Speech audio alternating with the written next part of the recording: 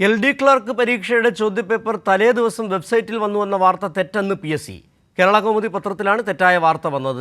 തെറ്റായ വാർത്തയ്ക്കെതിരെ നിയമ നടപടി സ്വീകരിക്കുമെന്നും PSC വ്യക്തമാക്കിയിട്ടുണ്ട്. വിവരങ്ങളുമായി ഇപ്പോൾ മാനസ മനോജ് തിരുവനന്തപുരത്ത് നിന്ന് ചേരുന്നു. മാനസ, ഈ LD ക്ലർക്ക് പരീക്ഷയുടെ 2 ജില്ലകളിലെ ചോദ്യപേപ്പർ ചോർന്നു എന്ന തരത്തിൽ തന്നെയാണ് വാർത്തകൾ വരികയും ചെയ്തത്. ഇപ്പോൾ PSC എന്താണ് ഇങ്ങനെ ചോർന്നിട്ടില്ല എന്നത് വ്യക്തമാക്കിക്കൊണ്ട് പറഞ്ഞ കാര്യങ്ങൾ?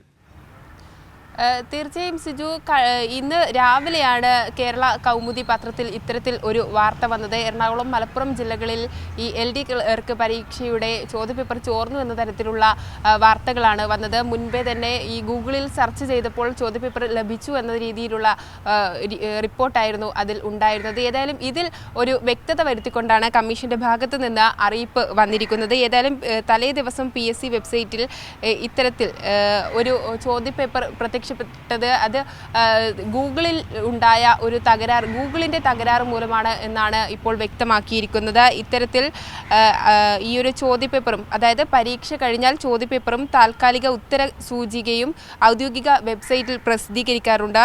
എന്നാൽ കഴിഞ്ഞ ദിവസം ഉച്ചയ്ക്ക് 1:30 മുതൽ 3:30 വരെ നടന്ന വയനാട്, എറണാകുളം ജില്ലകളിലേക്കുള്ള ക്ലർക്ക് പരീക്ഷയുടെ ചോദ്യപേപ്പറും താൽക്കാലിക ഉത്തര സൂചികയും പരീക്ഷാ നടപടികൾ പൂർത്തീകരിച്ചതിന് ശേഷമാണ് വെബ്സൈറ്റിൽ പ്രസിദ്ധീകരിച്ചത്. എന്നാൽ ഗൂഗിൾ സെർച്ചിൽ ചോദ്യപേപ്പർ പ്രസിദ്ധീകരിച്ച സമയം തെറ്റായി കാണപ്പെട്ടത് സംബന്ധിച്ച് കമ്മീഷന്റെ സാങ്കേതിക വിഭാഗം പരിശോധിച്ചിരുന്നു. അതിൽ ഗൂഗിൾ തന്നെ വിശദീകരിക്കുന്നുണ്ട്, സമയം തെറ്റായി നൽകിയത് ഗൂഗിളിന്റെ ഭാഗത്ത് നിന്നുണ്ടായ ഒരു പിഴവാണ് എന്നത്.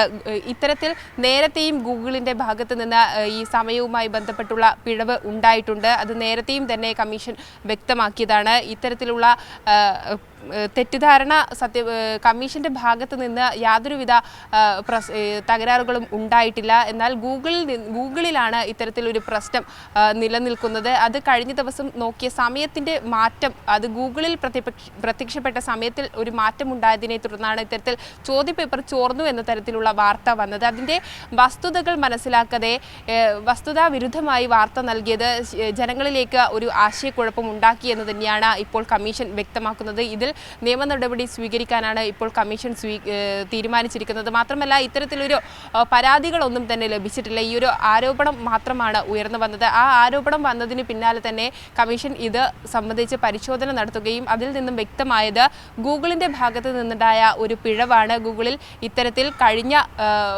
അല്ലെങ്കിൽ മുൻകാലങ്ങളിലും ഇത്തരത്തിൽ ഗൂഗിളിൽ പിഴവ് സംഭവിച്ചിട്ടുണ്ട്. അത് ഇത്തരത്തിൽ സമയം മാറുന്ന ഒരു പ്രശ്നമാണ്. അത് നമുക്ക് മനസ്സിലാക്കാൻ കഴിയുന്നത് PSCക്കല്ല തെറ്റുപറ്റിയത്, ഗൂഗിളിനും വാർത്ത പ്രസിദ്ധീകരിച്ച കേരള കൗമുദി ദിനപത്രത്തിനുമാണ്.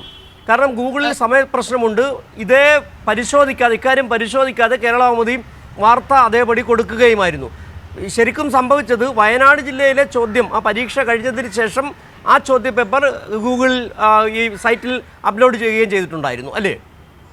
തീർച്ചയായും സിജു സൂചിപ്പിച്ചതുപോലെ തന്നെ പരീക്ഷ കഴിഞ്ഞതിന് ശേഷമാണ് ഇത്തരത്തിൽ ചോദ്യപേപ്പർ, അതിൻ്റെ ഉത്തര സൂചിക അടങ്ങുന്നത് വെബ്സൈറ്റിൽ പ്രസിദ്ധീകരിച്ചത്. എന്നാൽ ഇതിൽ സെർച്ച് ചെയ്യുമ്പോൾ സമയക്രമത്തിൽ ഒരു മാറ്റം, മുന്നേ ഉള്ള ഒരു സമയം പ്രസിദ്ധീകരിക്കുകയായിരുന്നു. ആ ഒരു പിഴവാണ്, അല്ലെങ്കിൽ ആ ഒരു സമയം കണ്ടതിനെ തുടർന്നാണ് ഇത്തരത്തിൽ കമ്മീഷന്റെ ഭാഗത്ത് നിന്നാണ് ഈ ഒരു നടപടി ഉണ്ടായിരിക്കുന്നത് എന്ന തരത്തിൽ കേരള കൗമുദിയുടെ ഇന്നത്തെ 1-ാം പേജിൽ തന്നെ വാർത്ത പ്രസിദ്ധീകരിച്ചത്. എന്നാൽ ഇത്തരത്തിലൊരു പ്രശ്നമുള്ള കാര്യം എല്ലാവർക്കും അറിയുന്ന കാര്യം തന്നെയാണ്. മുൻപും ഇത്തരത്തിലൊരു പ്രശ്നങ്ങൾ ഉണ്ടായിട്ടുണ്ട്. അത് മനസ്സിലാക്കാതെ, അല്ലെങ്കിൽ അതിൻ്റെ വസ്തുത പരിശോധിക്കാതെ പത്രത്തിൽ ഇത്തരത്തിലൊരു വാർത്ത വന്നത് വിഷമമുണ്ടാക്കി എന്ന് തന്നെയാണ് മനസ്സിലാക്കുന്നത്. അതിനെ തുടർന്നാണ് ഈ കമ്മീഷൻ ഇത്തരത്തിലൊരു വിശദീകരണവും നൽകിയിരിക്കുന്നത്. ഏതായാലും നിയമ നടപടി സ്വീകരിക്കുമെന്ന് തന്നെയാണ് കമ്മീഷൻ അറിയിക്കുന്നത്. സിജു, ഇതിനകത്ത് ഉയർന്നു വരുന്ന വളരെ പ്രധാനപ്പെട്ട ഒരു പ്രശ്നം, ഗുരുതരമായ വിഷയമാണ്. കാരണം PSC പോലുള്ള ഒരു ഭരണഘടനാ സ്ഥാപനത്തിൻ്റെ വിശ്വാസ്യത തകർക്കുന്ന രീതിയിൽ ഗൂഗിളായാലും കേരള കൗമുദി ആയാലും ചെയ്തിരിക്കുന്നു. കാരണം ലക്ഷക്കണക്കിന് ഉദ്യോഗാർത്ഥികൾ ആശ്രയിക്കുന്ന, വിശ്വസിക്കുന്ന സ്ഥാപനമാണ് ആ PSC എന്ന് പറയുന്നത്. ഇന്ത്യയിൽ തന്നെ ഏറ്റവും കുറ്റമറ്റ രീതിയിൽ റിക്രൂട്ടിംഗ് നടത്തുന്ന ഒരു ഏജൻസിയാണ്.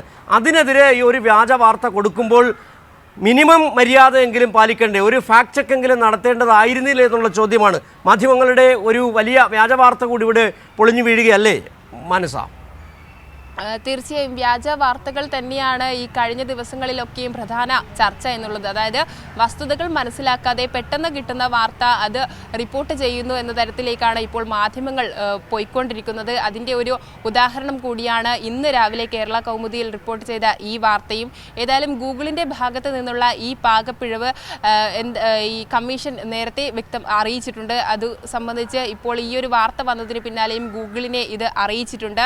സമയം പ്രസിദ്ധീകരിക്കുന്നതിൽ മാറ്റം സംഭവിക്കുന്ന ഈ ഒരു തകരാറ് ഗൂഗിൾ പരിശോധിച്ച് വ്യക്തമാക്കി അല്ലെങ്കിൽ പരിശോധിക്കുമെന്ന് തന്നെയാണ് കരുതുന്നത്. ഇനി ഇത്തരത്തിലൊരു പ്രശ്നം ഉണ്ടാകാതിരിക്കാനുള്ള ശ്രമങ്ങളും ഉണ്ടാക്കാൻ സാധ്യതയുണ്ട് എന്നാണ് മനസ്സിലാക്കുന്നത്. ഏതായാലും ഈ ഒരു വാർത്ത PSCയുടെ ഭാഗത്ത് നിന്നാണ് ഇത്തരത്തിലൊരു തെറ്റ് ഉണ്ടായത് എന്നത് അതീവ ഗൗരവം തന്നെയാണ്. കാരണം സാധാരണക്കാരായ എല്ലാവരും തന്നെ PSC അത്രമേൽ കഷ്ടപ്പെട്ട് പഠിച്ച് പരീക്ഷ എഴുതാൻ പോവുകയാണ്. ആ പരീക്ഷ പേപ്പർ ഇത്തരത്തിൽ ഗൂഗിളിൽ സെർച്ച് ചെയ്യുമ്പോൾ കിട്ടുമ്പോൾ അത് അവരെ സംബന്ധിച്ചിടത്തോളം വളരെ വിഷമം ഉണ്ടാക്കുന്ന കാര്യങ്ങളാണ്. പെട്ടെന്ന് തന്നെ അതിനൊരു നടപടി സ്വീകരിക്കുക എന്നത് മാത്രമാണ്. ഏതായാലും PSCയെ കുറിച്ച് തെറ്റായ വിവരം നൽകിയ ഗൂഗിളും തെറ്റായ വാർത്ത നൽകിയ കേരള കൗമുദി ദിനപത്രവും ഒരുപോലെ കുറ്റക്കാരാണ്.